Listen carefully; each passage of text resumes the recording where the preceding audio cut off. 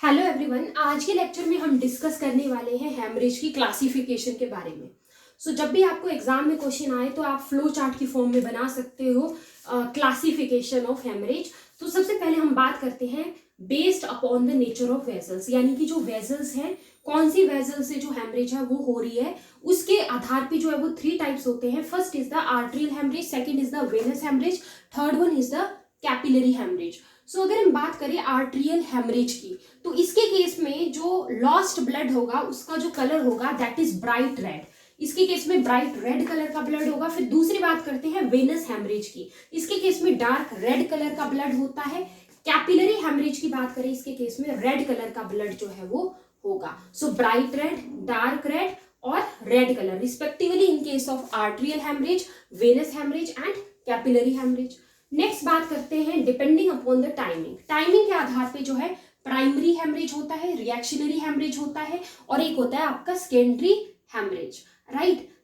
One by one हम discuss करेंगे primary, reactionary और सेकेंडरी हैमरेज के बारे में। सबसे पहले आता है हमारा प्राइमरी हैमरेज। ये होता है at the time of injury और सर्जरी, यानी कि जैसे ही इंजरी हुई या सर्जरी हुई पेशेंट की, उसी टाइम के ऊपर जो होगा that is the primary haemorrhage, ठीक है। नेक्स्ट आता है रिएक्शनरी हैमरेज, मतलब जैसे मान लो एक बार इंजरी हो गई, सर्जरी हो गई, राइट। इंजरी या फिर सर्जरी हो गई, उसके लगभग 6 घंटे के अंदर अंदर जो हैमरेज हो जाएगी, मतलब उसके 6 घंटे बाद जो हैमरेज होगी, इमीडिएट नहीं हो रही है हैमरेज, राइट। 6 आवर्स के बाद जो है जब हैमरेज हो रही है, राइट, किसकी वजह से, मतलब सडनली हाइपरटेंशन हो गया पेशेंट को या फिर कफिंग स्नीजिंग की वजह से, तो उसको बोलते हैं रिएक्शनरी हैमरेज।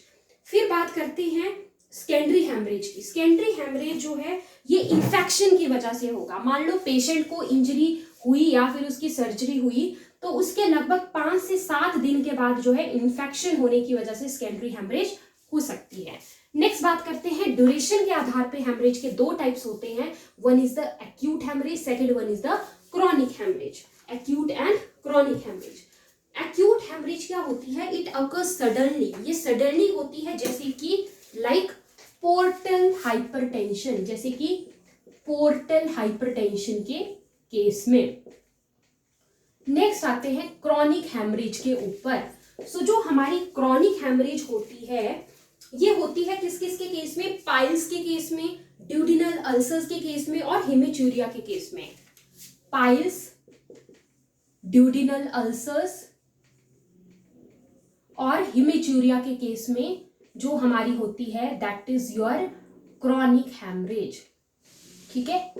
नेक्स्ट बात करते हैं नेचर ऑफ ब्लीडिंग के आधार पे। नेचर ऑफ ब्लीडिंग के आधार पे जो है एक्सटर्नल हैमरेज भी हो सकती है, इंटरनल हैमरेज भी हो सकती है, राइट। अब अगर हम एक्सटर्नल हैमरेज के केस में एग्जांपल देखें, हमारे पास आता है जैसे कि हिमेटेमेसिस। हिमेटेमेसिस का मतलब कि जो वॉमिटस है, हिमेटेमेसिस क्या हुआ कि जो वॉमिटस है उसके अंदर ब्लड जब आएगा, तो ये हुआ एक्सटर्नल हैमरेज, जिसको हम बोलते हैं हिमेटेमेसिस। नेक्स्ट बात करते हैं इंटरनल हैमरेज। ये हो सकती है जैसे कि मान लो स्प्लीन रप्चर की वजह से, राइट, स्प्लीन रप्चर हो रहा है। स्प्लीन को ग्रेवयार्ड ऑफ आरबीसी कहा जाता है। स्प्लीन के रप्चर की वजह से जो है इंटरनल हैमरेज हो सकती है। नेक्स्ट आते हैं क्वांटिटी के आधार पे। माइल्ड ब्लड लॉस हो सकता है, मॉडरेट हैमरेज भी हो सकती है या फिर सीवियर भी हो सकती है। अब अगर हम माइल्ड हैमरेज की बात करें, अगर जो है लगभग 500 ml ब्लड लॉस हुआ है, तब हम उसको रखेंगे माइल्ड हैमरेज के अंडर। नेक्स्ट बात करते हैं मॉडरेट हैमरेज की। अगर मान लीजिए लगभग जो है 500 से लेकर के 1000 ml ब्लड लॉस हुआ है अगर, तो उसको रखेंगे मॉडरेट के अंडर। और अगर greater than 1000 ml blood loss हो रहा है तो उसको हम रखेंगे सीवियर हैमरेज के अंडर। माइल्ड हैमरेज के अंडर कब रखेंगे? जब लगभग 500 ml ब्लड लॉस हो रहा है। मॉडरेट के अंडर जो है वो रखेंगे अगर 500 से 1000 ml ब्लड लॉस हो रहा है। सीवियर हम कब बोलेंगे? अगर greater than 1000 ml blood loss हमारा हो रहा होगा। ये हमने पढ़ा हैमरेज की क्लासिफिकेशन के बारे में। सबसे पहले मैंने आपको बताया based on the nature of the vessels, जिसके आधार पे हमने क्या क्या देखा। One is the arterial haemorrhage, second is the venous haemorrhage, third is the capillary haemorrhage. Next हमने बात की depending upon the timing. Timing के आधार पे जो है प्राइमरी हैमरेज हुआ, रिएक्शनरी हैमरेज हुआ और सेकेंडरी हेमरेज हुआ, जो कि आपका इमीडिएट आफ्टर सर्जरी और इंजरी होगा, that is the primary haemorrhage.